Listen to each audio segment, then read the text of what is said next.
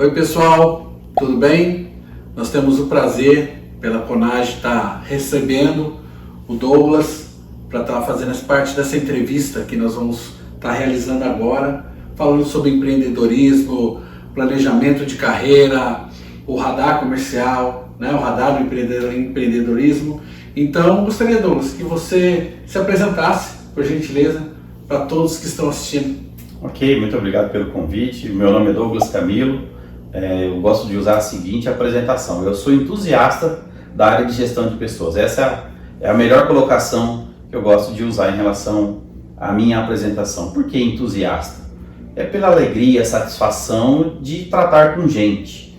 Então, durante muito tempo eu estudei gestão de pessoas, psicologia organizacional.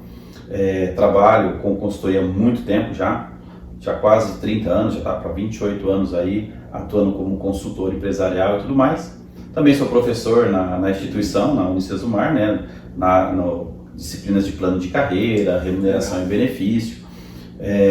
Então essa é um pouco aí da minha trajetória como especialista em gestão.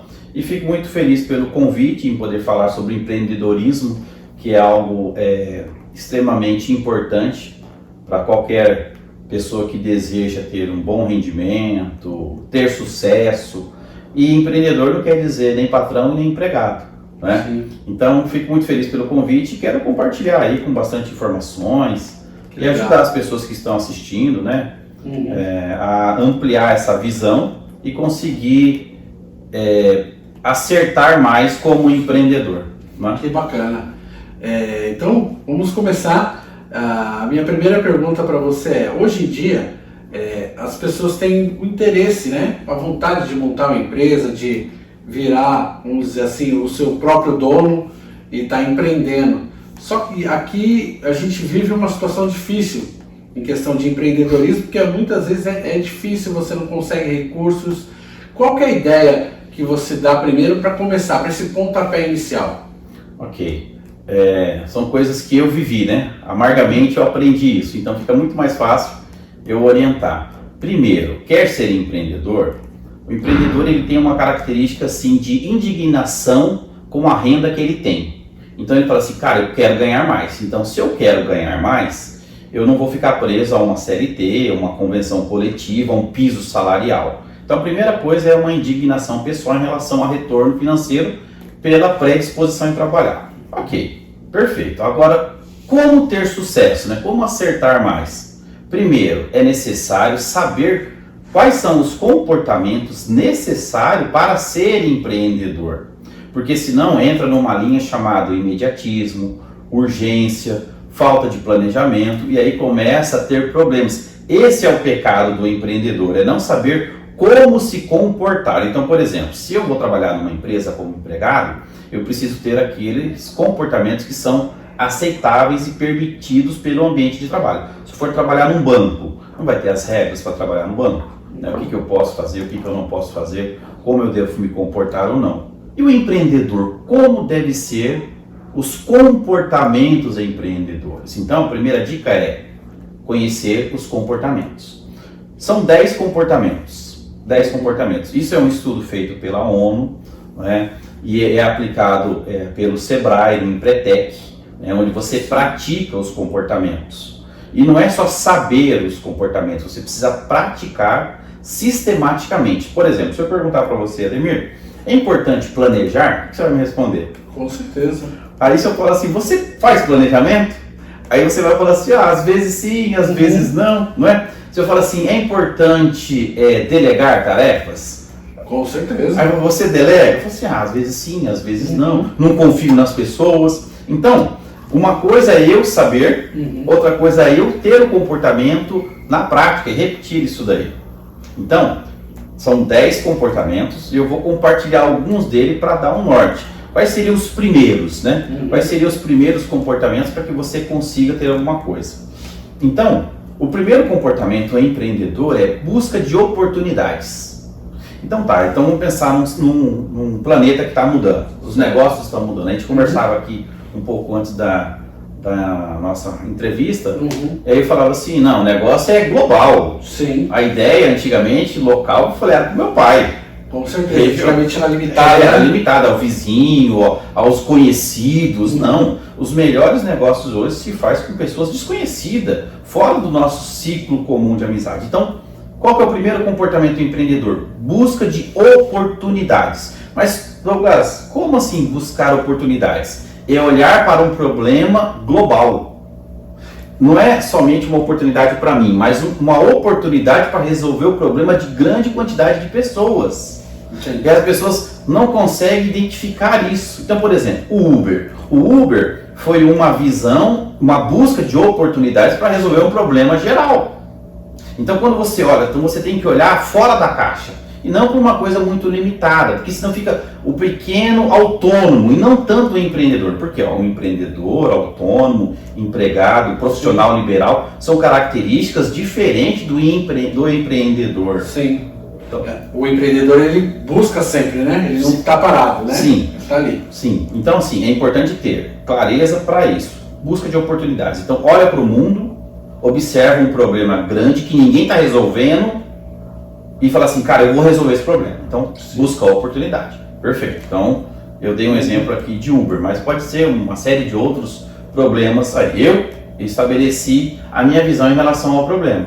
Né? Então, eu falei, busquei uma oportunidade, falei, não, legal, esse problema eu vou resolver. Já que ninguém está resolvendo, então eu vou lá e faço. Eu vou fazer esse troço. Então, busquei uma oportunidade. Deixa eu aproveitar, antes de você entrar nos outros dois tópicos, você acha que as pessoas começam, de repente, com uma visão empreendedora, de criar o seu negócio, de fazer diferente e se acomodam? Não, elas não se acomodam, não. Eles simplesmente não fazem o planejamento. Entendi. Por quê? Aí vem um outro comportamento, que é o planejamento de modo sistemático, que é o plano de negócio mesmo, né? Sim. E dá trabalho sentar e fazer plano de negócio. Que aí vem todas aquelas teorias da administração. Análise de SWOT, né? Vai fazer pontos fortes, pontos fracos, concorrência. Tem que fazer isso, tem que fazer a tarefinha, não tem como fugir disso. Porque senão fica só na ideia do indivíduo, acreditando que aquilo é extremamente único, importante, ninguém mais consegue fazer. Então, é fazer todo um plano, todo um planejamento de quais são os esforços necessários para isso, para que eu estabeleça metas, né? Então quais são as metas que eu vou atingir dentro do meu plano maior? Tá? Eu identifiquei que existe um problema no mundo e vou fazer então, vou criar uma solução, vou empreender uma solução para isso. Qual é o plano? Então, primeiro passo, segundo, terceiro, quarto, quinto, quantos passos eu tenho que dar para fazer isso? Então, um segundo comportamento é o estabelecimento de metas, né? Através de um planejamento, de uma forma bem sistemática, organizada, escrita. Precisa escrever o plano, quais são os esforços, você tem que ler. Isso são características que nós, brasileiros, não temos muito hábito de fazer. Eu não tinha o hábito de fazer. Quando eu aprendi isso foi em 2012. Quando eu fiz o Empretec, quando eu pratiquei os 12 comportamentos. E foi muito difícil para você mudar esse seu comportamento? Meu amigo, se foi difícil, imagina o seguinte, imagina assim, você está acostumado a dormir do lado da cama, dorme do outro lado para você ver. É desconfortável, não é? Você entende, cara? Então, assim, você usa o relógio de um lado, começa a usar o do outro. Então, toda mudança de comportamento gera incômodo. Foi difícil, extremamente difícil. Por quê? Eu já estava viciado comportamentalmente em relação à minha forma de acreditar que era desse jeito. Entende? Então, é difícil. Sofrem muito. Né? Eu tive, nesse processo de mudança, dores de cabeça, enjoo. Nossa. Vomitei. Por quê? Você começa a confrontar o teu paradigma mental, aquilo que você acredita que é o certo. E aí você descobre que você tem que fazer tal coisa diferente. E daí você não sabe fazer. Você se sente meio analfabeto, burro. Sim, parece que você esqueceu tudo, não sabe mais nada. Você não sabe nada. Fala, vem cá, cara.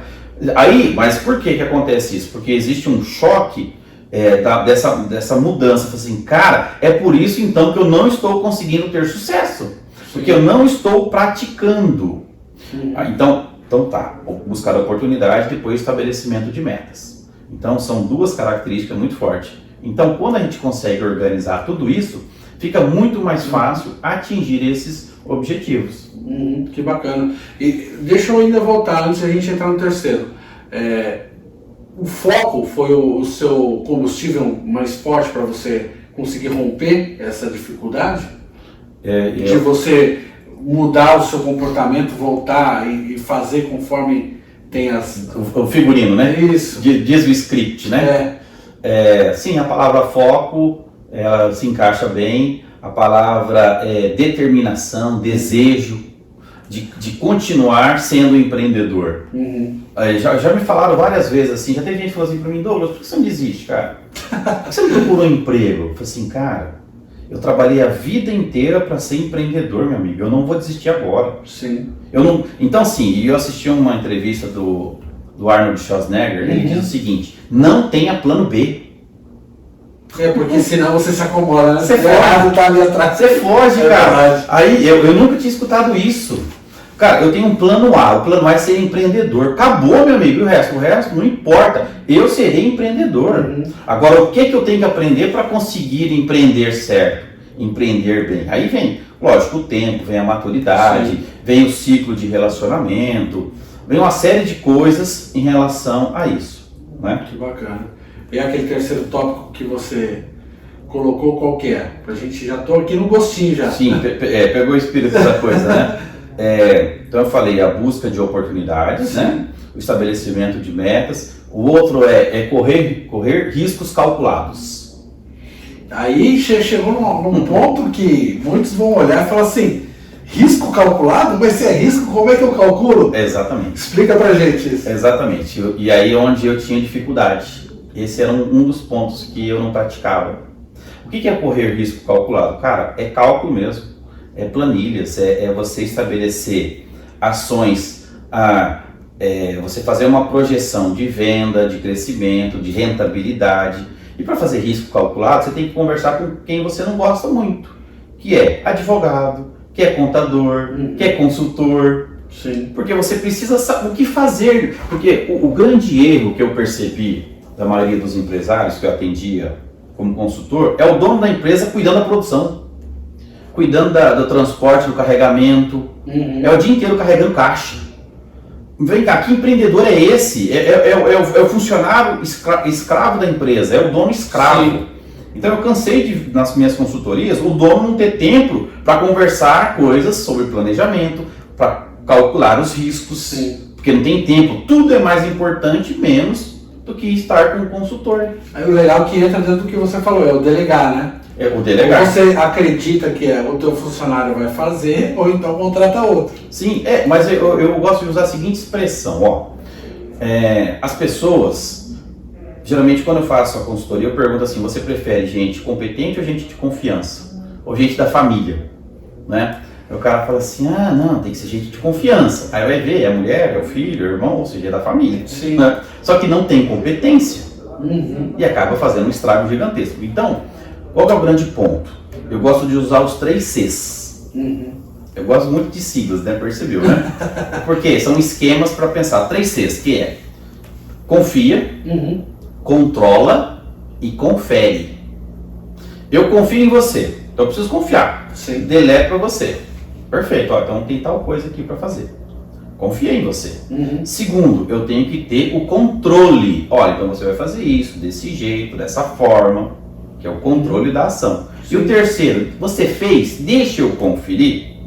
É o check, vamos conferir então. Ok. Então, se eu usar os 3 Cs, confia, controla e confere, fortalece o desenvolvimento. Aí eu consigo delegar com muito mais propriedade. Dos 3 Cs, qual que é o mais importante? Para mim é o conferir. É o controle. O controle é mais importante, porque se eu não tiver um controle preciso, eu vou me perder. Sim, isso é verdade. O controle. Então, assim, a partir do momento que eu estabeleço um ótimo controle da informação, um controle das tarefas, eu deixo o colaborador em paz. Porque senão eu fico toda hora te perguntando, toda hora te cobrando, e aí isso vai gerar um estresse nas pessoas, vai gerar um desequilíbrio emocional, porque aí vem a incapacidade das pessoas. E outra falha muito grande no comportamento dos empresários é não elogiar o desempenho das pessoas, não é reconhecer o desempenho das pessoas. Então, quando o empresário adota essas características, ele consegue ter sucesso. Sim, sem contar que ele também retém talento dentro da empresa dele. Porque eu tenho acompanhado muito né, principalmente nesse cenário doido que nós estamos vivendo hoje, é que tem muita gente que reclama justamente nesse ponto que você tocou. Ah, a pessoa não me valoriza, não olha, e muitas vezes a valorização não é nem em relação a dinheiro que eu estou falando. É uma palavra. É aquela, obrigado por você estar aqui comigo, né? E aí eu vou te falar, em cima disso, como é que a pessoa consegue se planejar para fazer um planejamento de carreira, para de repente amanhã ou depois ele empreender? Qual que é, na tua visão, o primeiro passo para a pessoa falar, não, eu vou me planejar hoje? O que você diz para a gente? Uma transição de quem quer deixar de ser empregado para ser empreendedor, não é? Isso. Primeira coisa, ele tem que ter o espírito empreendedor. Porque se ele não tiver espírito empreendedor, ele vai voltar a procurar emprego. Entende? Entendo. Porque ele precisa então ter clareza. Cara, eu quero ser empreendedor. Assim como eu quis numa época. Eu trabalhei de empregado até 98. Eu tinha 23, 24 anos. Eu falei, cara, chega. Eu trabalhava numa grande empresa. Trabalhava na NET, TV Cabo. Pô, era uma excelente empresa. Participei de treinamentos de alto nível, negociação em vendas, processos gerenciais, tomada de decisão. Um piá de 20 e poucos anos, cara. Cara, aprendi um monte.